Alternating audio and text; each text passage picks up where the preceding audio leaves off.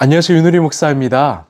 오늘 함께 통독할 본문은 창세기 46장과 47장입니다.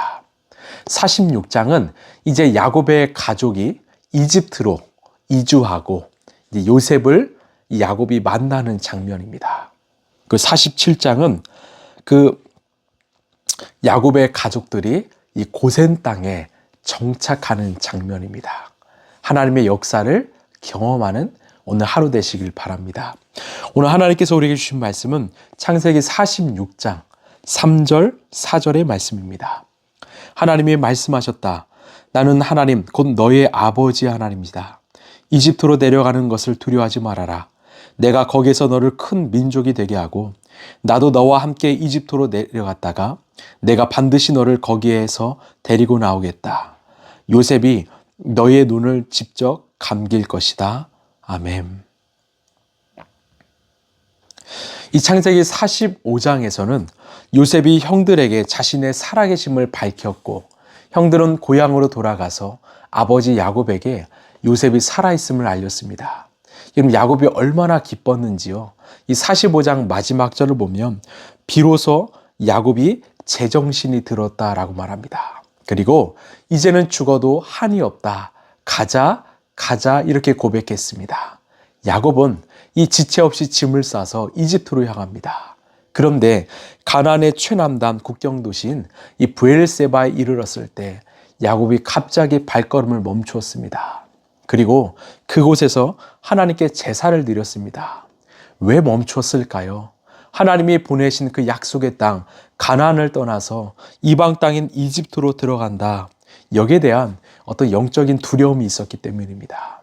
할아버지 아브라함도 기근 때문에 이집트로 갔다가 실패를 경험했고 아버지 이삭에게는 하나님께서 이집트로 가지 말라고 하셨는데 내가 이 약속의 땅을 벗어나서 이집트로 가는 것이 맞는가?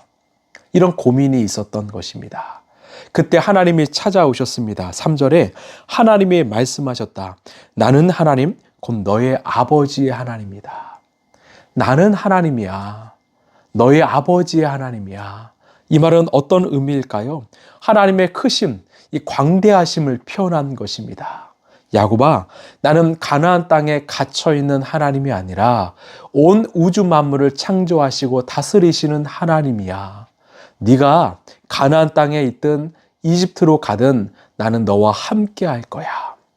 우리가 때로는 새로운 환경, 낯선 환경으로 나아갈 때 두려운 이유는 혹시 그곳에 하나님이 계시지 않을까, 안 계시는 거 아닐까? 이런 착각 때문일 것입니다. 그러나 우리가 믿는 하나님은 내가 있는 곳뿐만 아니라 우리가 가야 할 곳에도 계시고 역사하시는 이 무소부재하시는 하나님이심을 여러분 믿으시길 바랍니다. 가정에서도 계시지만 우리의 일터와 어떤 교회와 또 우리가 가는 곳곳마다 하나님과 함께 하심을 여러분 믿으시길 바랍니다. 3절 하반절을 보면 이집트로 내려가는 것을 두려워하지 말아라 이렇게 말하죠. 여러분 성경에는 366번 이 두려워하지 말아라 말씀이 나와 있다고 제가 늘 말씀드리죠. 하나님은 날마다 우리에게 찾아오셔서 두려워하지 마라 말씀하십니다. 야곱이 두려움에 빠진 이유는 단순히 낯선 곳에 가는 두려움이 아니라 혹시 이집트 땅에 갔다가 다시 가나안으로 못 돌아오는 거 아닐까 이런 두려움인 것입니다. 참 귀한 두려움이죠. 이 가나안 헤브론에는 이 할아버지 아버지의 묘가 있습니다. 자신도 이 땅에 다시 돌아와 묻히길 바랬던 것입니다. 하나님께서 이 이집트로 가게 하신 이유를 분명하게 설명해 주시는데 우리 3절 4절입니다. 내가 거기에서 너를 큰 민족이 되게 하고 나도 너와 함께 이집트로 내려갔다가 내가 반드시 너를 거기에서 데리고 나오겠다. 요셉이 너의 눈을 직접 감길 것이다. 아멘. 놀라운 약속을 주십니다. 거기에서 이집트 땅에서 큰 민족이 되게 하겠다. 이것은 할아버지 아브라함에게 주신 약속이죠. 지금 야곱의 가족 숫자는 70명입니다. 그리고 시간이 지나서 이집트 땅에서 얼마나 큰 민족이 됩니까? 우리가 출애굽기를 통해서 알 수 있죠. 남자 장정만 60만, 노인과 여성과 아이까지 합하면 200만 명이 되는 큰 민족이 될 것입니다. 야곱이 생각하는 그 이집트는요, 유배지가 아니었습니다. 하나님께서 당신의 꿈을 이루시는, 그래서 큰 민족을 안전하게 키워내시는 바로 화원, 이 화분이었던 것이죠. 거대한 인큐베이터가 된 것이죠. 야곱의 눈에는 이집트가 인생 노년에 죽으러 가는 것처럼 보였지만 하나님 눈에는 번성하게 될 곳으로 보였던 것입니다. 이 작은 화분에 심겨진 식물이 어느 정도 자라면 정원사는요, 그 식물을 뽑아냅니다. 식물의 입장에서는 아주 고통스러운 순간입니다. 그러나 정원사가 그 식물을 뽑아내는 이유는 그 식물을 죽이기 위해서가 아니라 더 큰 화분으로 옮겨서 더 크게 자라게 하기 위함입니다. 야곱에게 가나안은 작은 화분이었습니다. 그러나 하나님은 이스라엘을 큰 민족으로 키우시기 위해서 이집트라는 더 큰 화분으로 옮겨 심으신 것입니다.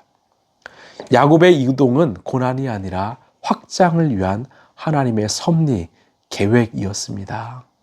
여러분 두려우십니까? 걱정이 되십니까? 걱정하지 마십시오. 하나님의 뜻, 하나님의 계획, 하나님의 역사가 있습니다. 말씀을 마무리합니다. 사랑하는 성도 여러분, 혹시 그 경계선, 인생의 브엘세바에 서 계십니까? 익숙한 것을 떠나서 낯선 환경으로 가는 것이 두려우십니까? 내 습관을 버리고 새로운 습관을 입어가는 것이 두려우십니까? 오늘 하나님이 우리에게 주신 말씀을 붙잡으십시오. 이집트로 가는 것을 두려워하지 말아라. 하나님은 우리를 홀로 내버려 두지 않으십니다. 우리 앞에 가시고 또 우리와 함께 가십니다. 그리고 그 시간을 통해서 우리에게 더 큰 성장과 성숙의 기회를 이루어 가실 것입니다. 여러분 변화를 두려워하지 마십시오. 익숙한 것과 결별하십시오.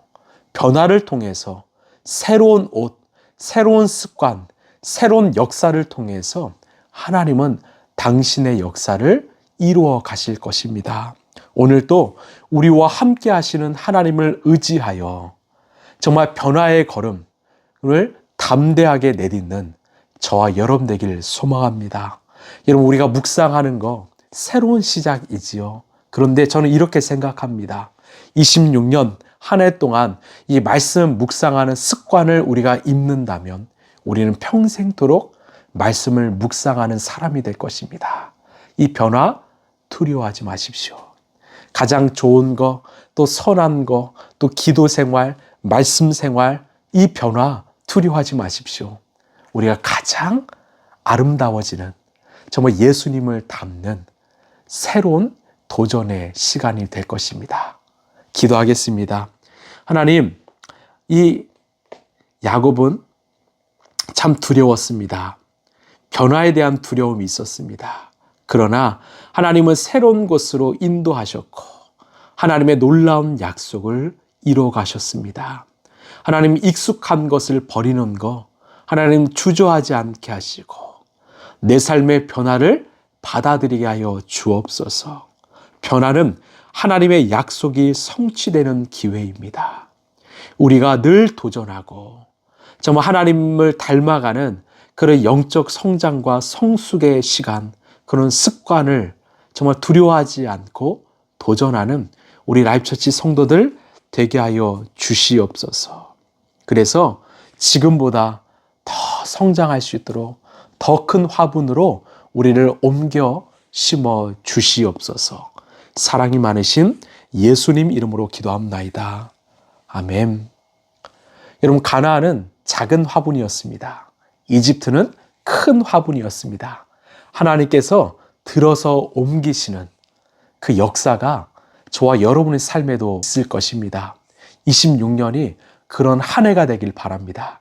그래서 더 많이 성장하고 더 성숙하시길 바랍니다.